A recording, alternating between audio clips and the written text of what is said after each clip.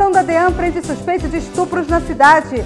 Câmara Municipal adia votação do impeachment de Demerval. Justiça Eleitoral prepara partidos e candidatos para as eleições.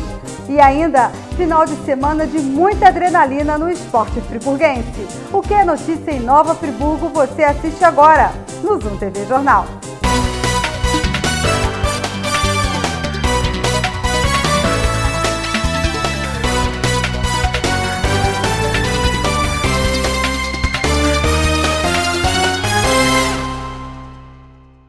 Boa noite. Uma ação da DEAN de Nova Friburgo, comandada pela doutora Grace Arruda, prendeu o suspeito de cometer crimes de estupro na cidade.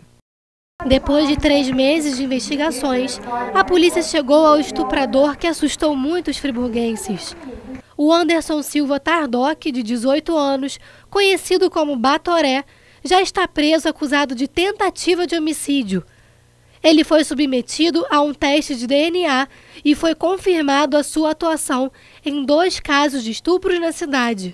Eu tenho o dever de informar e dar uma resposta à população friburguense que durante os últimos 3 meses sofreu com os mais estranhos boatos acerca de um suposto serial estuprador, né? Foi uma boataria que tomou conta da cidade, realmente aconteceram aqueles 2 estupros, mas eu tenho que informar com a grata satisfação de que essa pessoa se encontra presa no presídio do Estado e é a mesma pessoa que tentou matar e roubar a jovem de Bom Jardim, cujo corpo foi deixado na estrada da Fazenda da Laje. E ele foi preso por causa dessa tentativa de homicídio. E quando aqui chegou na delegacia, nós ficamos assim surpresos com a semelhança dele com o retrato falado oficial feito pela Polícia Civil na Core, no Rio de Janeiro. Nós perguntamos a ele então, o Anderson, o Batoré, você é muito parecido com o estuprador do retrato falar. Não sou eu. Então você se dispõe a fazer o exame de DNA?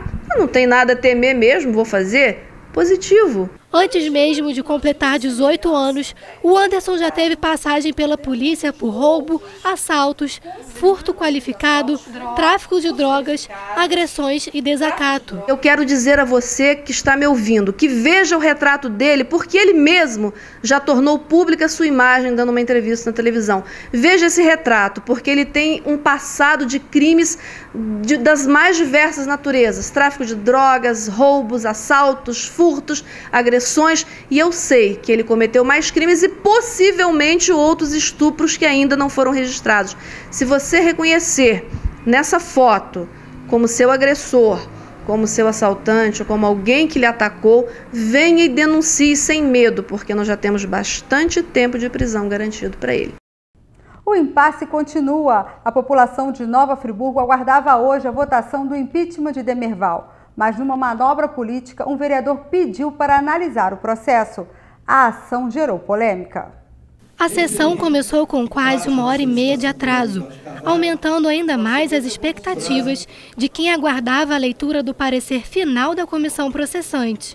Os vereadores Vanor Pacheco e Marcelo Verli deram lugar aos seus suplentes. Com apenas 15 minutos, a sessão foi suspensa após a manifestação de Jorge Carvalho, que disse não ter tido acesso aos trabalhos e pediu vista aos documentos. Inicialmente, o pedido foi negado e gerou muita confusão.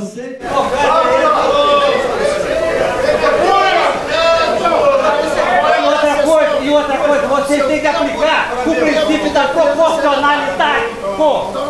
Ele tem que conhecer do processo. Depois de muito tumulto, o pedido do suplente Jorge Carvalho foi colocado em discussão no plenário. Por 6 votos contra 5, a suspensão da sessão foi aprovada para a próxima quinta-feira.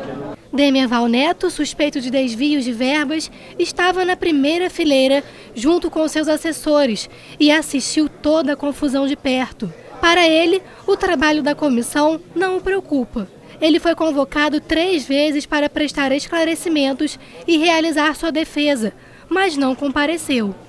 A vinda hoje é justamente para ver, olhar cara a cara, já falei isso, eu quero olhar, estar presente para ver, afinal de contas, eu estou sendo julgado, esse processo começou todo errado, eu tenho certeza da minha inocência, mas a minha inocência eu só vou conseguir provar na justiça.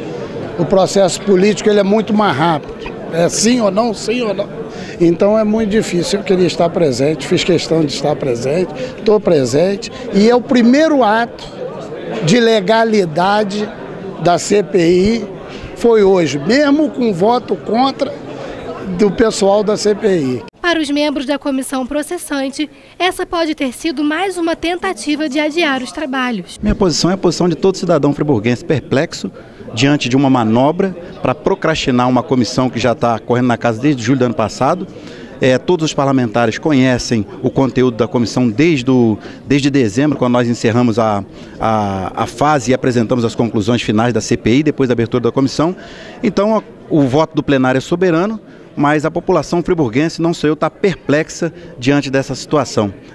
E no final da tarde, uma coletiva foi convocada pela comissão. Na coletiva, os membros da comissão afirmaram que o que aconteceu hoje na Câmara foi uma manobra política para que os prazos legais não consigam ser cumpridos. O que aconteceu hoje pode ser considerado tudo. Na verdade, não só jogada política, como uma tentativa desleal, até mesmo por parte da defesa, do acusado, do denunciado, de, como nós já dissemos antes, de procrastinar. E também tentar confundir a opinião pública. Porque, na verdade, até agora, já ficou bem claro que todas as tentativas, todas as oportunizações para o denunciado apresentar sua defesa, tanto oral, como por escrito, como na fase da CPI, como testemunha, na verdade o que teve aqui hoje foi um teatro. Foi um teatro onde encenou-se, né, a tentativa de derrubar. Professor Pierre lembrou que esse tipo de atitude atrapalha, na verdade, a manutenção da ordem pública e a credibilidade das instituições que apuraram as denúncias. Diante de tudo que os senhores estão vendo aqui de um trabalho de CPI, que depois acabou redundando numa comissão processante, extremamente amparada com decisões judiciais, com investigação do Ministério Público Federal, investigação do Ministério Público Estadual, e também com relatórios do TCU, do TCE, da Controladoria Geral da União, ou seja, há um farto lastro de provas com relação à questão que a comissão processante está envolvida. Então, eu não posso entender, e entra na minha cabeça, um processo de arquivamento. Então, será vexaminoso quem tiver a ousadia de lutar por um arquivamento disso, ou se movimentar para arquivamento de uma situação tão clara, frente ao judiciário e frente a todas aquelas pessoas que acompanham. E vamos à previsão do tempo para amanhã em Nova Friburgo.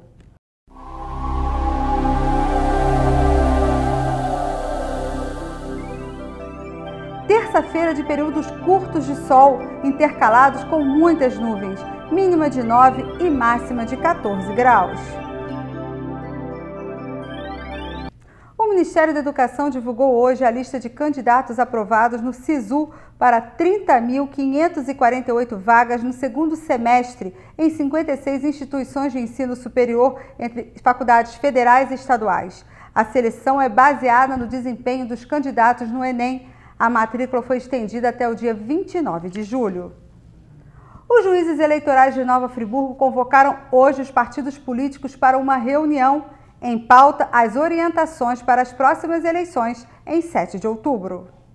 Todos os partidos políticos que têm representatividade no município foram convidados a participar da reunião.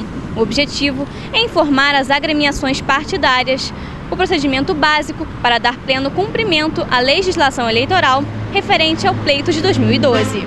O prazo eleitoral para a formação de chapas e homologação de candidaturas termina no próximo dia 30. Tentando esclarecer da melhor forma possível, garantindo o cumprimento da legislação, os juízes eleitorais reuniram membros de partidos políticos e a imprensa. A gente não tem a possibilidade de dar consultoria como são os tribunais, que é o TRE e o TSE, podem e fazem a exposição de suas manifestações através daquelas consultas que lhes são apresentadas. Ao juiz de primeiro grau, isso é vedado. A propaganda eleitoral e a aparição dos candidatos foi um dos temas abordados, além do uso da mídia nas suas mais diversas formas. Então nós estaremos fiscalizando e montando procedimentos individuais por candidato que demonstrem algum tipo de excesso e de abuso. Então, assim, eu deixo claro que isso vai ser feito. Se a gente precisar andar na rua retirando constantemente cavaletes e constatando que existem muitas pessoas contratadas para isso, isso vai indiciar abuso econômico. O principal alerta foi feito quanto ao uso da internet devido ao crescimento das redes sociais. Os juízes eleitorais deixaram claro a ação em busca de uma eleição limpa e tranquila. E ainda repercutindo a Rio+20, o IBAMA abre até outubro 408 novas vagas para candidatos de níveis médio e superior. Os 2 concursos públicos, já autorizados pelo Ministério do Planejamento, vão selecionar técnicos administrativos e analistas ambientais. O primeiro edital, com oferta de 300 vagas para cargos de nível médio, está previsto para ser publicado no mês que vem. E falando em mercado de trabalho, vamos às oportunidades de empregos disponíveis essa semana em Nova Friburgo.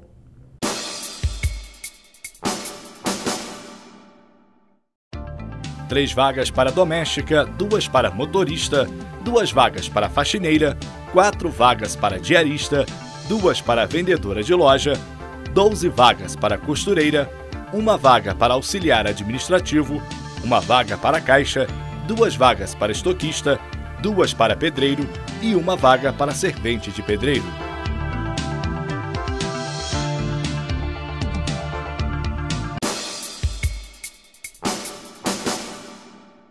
Agora é lei, a primeira semana de cada semestre letivo nas universidades públicas e particulares do Estado passará a ser dedicada a ações solidárias. As ações serão estimuladas como opção aos trotes. A Semana do Aprendizado vai buscar ainda o entrosamento dos calouros e veteranos com a sociedade, especialmente em comunidades carentes. A semana deverá reunir atendimentos médicos, assistência jurídica, troca de experiências, incentivo à leitura e jogos. E é hora do esporte no Zoom TV Jornal.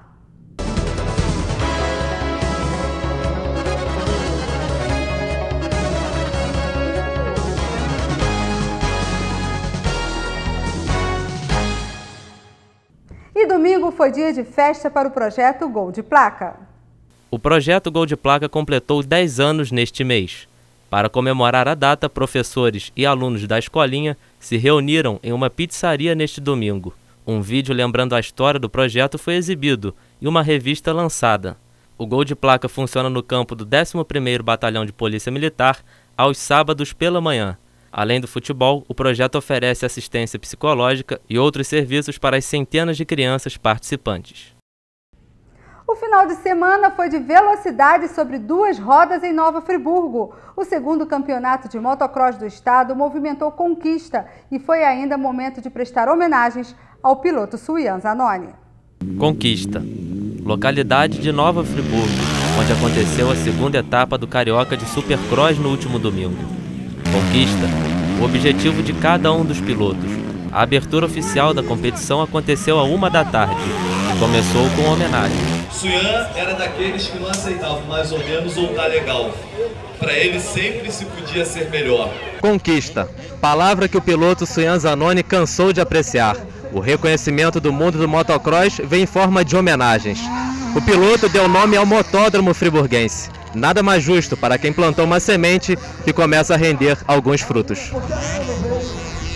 Caso do friburguense Felipe Sorrentino, que conquistou a etapa em casa. Vencer é muito bom, ainda mais em casa, a galera apoiando, a torcida torcendo para o cara conseguir um bom resultado. De ganhar já é bom, em casa é melhor ainda. Suyan faleceu em setembro do ano passado, quando pilotava em uma prova na cidade de Orizânia, Minas Gerais. Pena assim, né, que ele não está aqui, mas com certeza na matéria, né, mas em espírito com certeza ele está aqui porque é isso que ele gostava e ele amava Nova Friburgo, né? Suyan tinha um carinho diferente por Nova Friburgo devido às amizades, né, que foi uma coisa fantástica. O legado que Suyan Zanoni deixou vai além da paixão pelo motocross.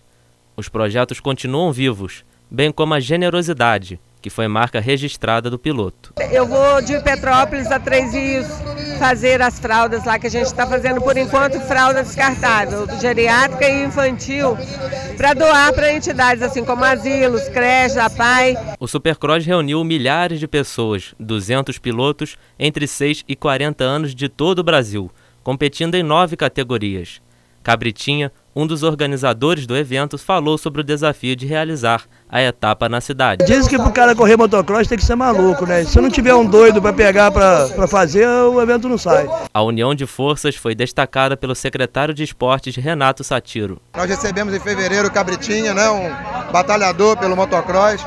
Ele falou que gostaria muito de fazer uma homenagem ao Suian e fazer um evento aqui esse ano na cidade.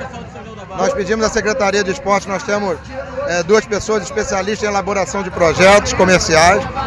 Eles elaboraram um projeto para esse motocross, nós enviamos para Petrobras e a Petrobras liberando esse recurso, a gente pode ter uma tranquilidade que 50% do evento já estaria pronto. E o resultado por tanto esforço pôde ser visto na satisfação de quem ouviu o ronco dos motores uma vez e voltou.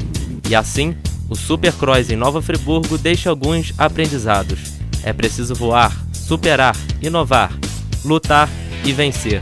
Acelerar por novas conquistas. E o friburguense estreou com vitória no último final de semana. 1-0 contra o Guarani em Divinópolis. O time joga no próximo domingo, às 3 da tarde, contra o Volta Redonda, aqui em Nova Friburgo. E vale a nossa torcida. E a edição de hoje termina aqui. Muito obrigada pela sua companhia, uma ótima noite para você, um ótimo início de semana e até amanhã.